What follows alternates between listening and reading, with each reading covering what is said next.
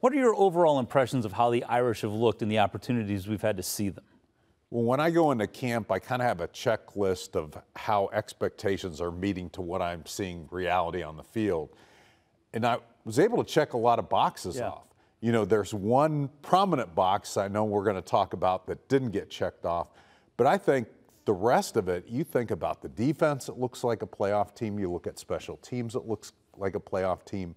Most of the offense, there was no quarterback drama. Correct. But then there's one piece where it has a lot of people scratching their heads. That's called a tease. We bring him here for a reason. Excellent work, and we will get to that very soon. But first, as Marcus Freeman enters his third year as a head coach at Notre Dame, he now has his third offensive coordinator in as many years. And the voice of new offensive coordinator Mike Denbrock has been a noticeable addition to the soundtrack of practice.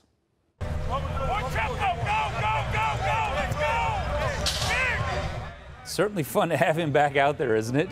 Denbrock now in his third stint in South Bend, and his presence around the offense at practice has been unmistakable. He brings a sense of urgency to every drill the Irish run, and he says his primary goals during this training camp have been to solidify a starting five on the offensive line, grow an overall understanding of the offense among his players, and then there's this. Developing what our identity is going to be offensively. What is that? I'm not quite sure exactly what that is yet. I mean, I have an idea of where I think we're headed, but the guys and the way they execute and the way that they play will dictate ultimately what we look like when we line up and play. And just being here is, you know, a blessing every day. I love Notre Dame, and I love an opportunity to be part of this program and a part of this university. And then, obviously, the student athletes themselves are kind of what gets me up in the morning and gets me rolling. Coach Denbrock brings an intensity but leadership to our offensive side of the ball. And I think great leaders understand when things need to be said, right? It's not just yelling and screaming over and over and over makes you a great leader. It's understanding, okay, at this point, this needs to be a point of emphasis. I need to get these guys going, hold them accountable, and I think he has a great feel for that. And you can see it. You can see our offense respond to that. We've heard him a lot early in training camp, but then he also told us recently that he's having to say less and less as they progress, which is probably a great sign.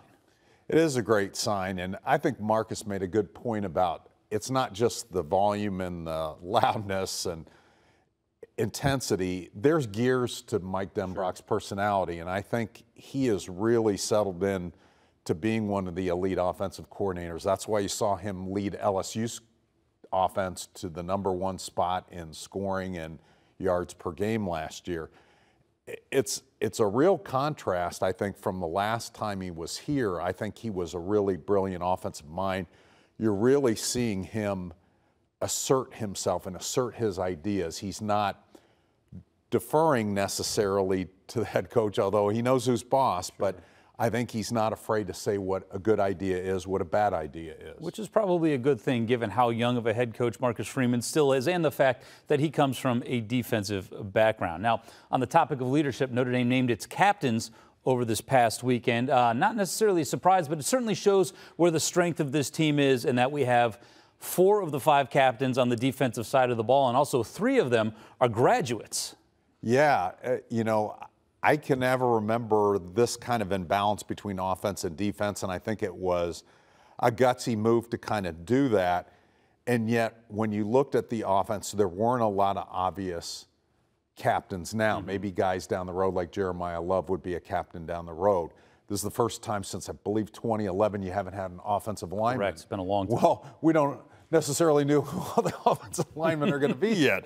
But there were a lot of great candidates on the defense, and I think Marcus Freeman said this the other day, you don't have to be a captain to be a leader, and I think there are a lot of other leaders. Well, you have led us right into this. Obviously, the offensive line and the dilemma as to who plays has kind of been the underlying tone of training camp. The goal for Notre Dame was to solidify that top 5, and it feels like with the season opener basically a week away, we still don't know who those 5 are. When Charles Jagasa went down to a season-ending injury, that obviously opened some things up on the left side. The last time we saw the Irish play, what did that line look like to you? When I say play, practice. Yeah. I would say a work in progress. I would say somebody that it was a good thing it wasn't a Texas A&M game, and yet I thought they were learning. I mean, I thought they were absorbing what Joe Rudolph had to say. I think the one thing that we need to kind of throw in there is, you know, they've been, the NFL opened its doors to underclassmen in 1989.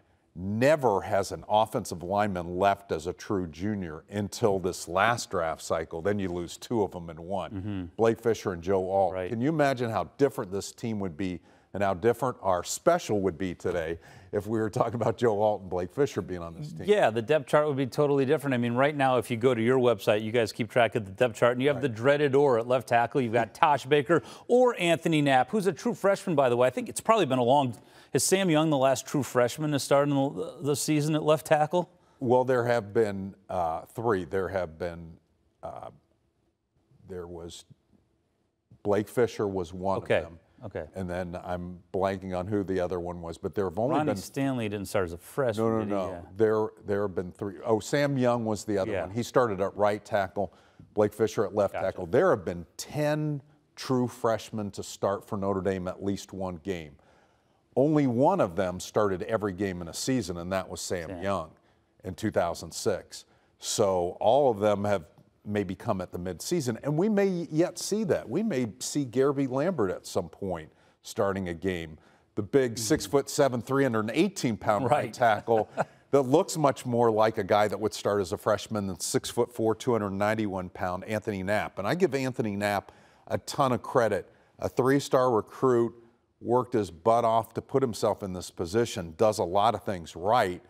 What he's lacking is that big imposing length and big imposing size that you got with the Joe Alt, and even to a certain extent with Tosh Baker, 6'8", 320. And I think that it's probably safe to say that we're going to see a mix of 7, 8 guys on that line over the course of the season, provided there's no injuries, and then obviously if there are injuries, that obviously extrapolates. All right.